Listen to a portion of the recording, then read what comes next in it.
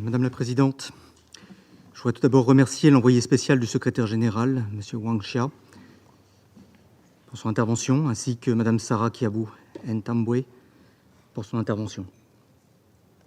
Et je voudrais revenir sur 3 points. Le premier, c'est que l'instabilité persistante dans la région des Grands Lacs demeure une profonde source de préoccupation. Comme en témoigne le rapport du secrétaire général, les violences entre groupes armés et contre les populations civiles se poursuivent, avec un bilan inacceptable en pertes humaines et en déplacements forcés. Nous devons poursuivre nos efforts pour répondre à cette crise humanitaire de très grande ampleur.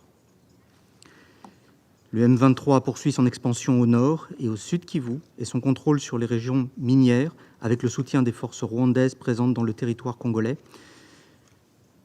Les FDLR continuent de se rendre responsables de violations des droits de l'homme. Les forces démocratiques alliées ont accru leurs attaques contre les civils en Ituri, mais aussi au nord Kivu. Le groupe Red Tabara demeure un ferment de déstabilisation du sud Kivu. Nous condamnons l'ensemble de ces activités et nous réitérons notre appel à une mobilisation collective pour répondre aux immenses besoins humanitaires dans l'est de la RDC. L'accord cadre pour la paix et la stabilité dans la région contient 3 principes cardinaux. Ne pas soutenir les groupes armés, respecter la souveraineté et l'intégrité territoriale des États voisins, ne pas héberger ni fournir de protection aux personnes accusées de crimes et de violations du droit international. Ces principes doivent être respectés par toutes les parties.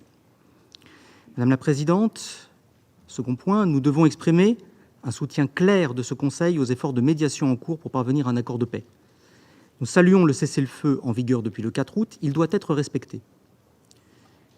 L'Angola et son président, M. Lourenço, sont en train de redoubler d'efforts pour renouer le fil du dialogue. La France soutient le processus de Luanda.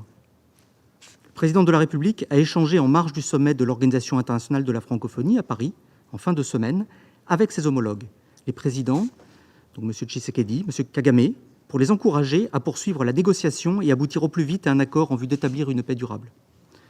Pour y parvenir, des avancées rapides sont nécessaires pour mettre en œuvre les engagements pris au titre du processus de Luanda, qu'il s'agisse du plan de retrait, de cantonnement et de désarmement du M23 et des forces rwandaises, comme du plan de démantèlement des FDLR. Il revient à ce Conseil de continuer d'apporter son soutien déterminé à la bonne exécution de ces engagements, ainsi qu'à la médiation de l'Angola et à l'ensemble des efforts régionaux.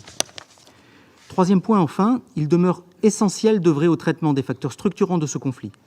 Je pense notamment à la traçabilité et à la transparence du commerce de minerais, aujourd'hui mis au service des activités violentes des groupes armés. Je pense aussi au soutien des échanges entre sociétés civiles des différents pays et à la promotion d'un développement économique au bénéfice de toutes les populations de la région. Nous saluons le travail conduit par l'envoyé spécial, M. Wang Xia, ainsi que son bureau, de l'ensemble des efforts des Nations Unies, y compris ceux de la MONUSCO, bien évidemment, de la représentante spéciale du secrétaire général, Mme Bintou Keïta, des agences et des personnels impliqués sur le terrain. Je vous remercie, Madame la Présidente.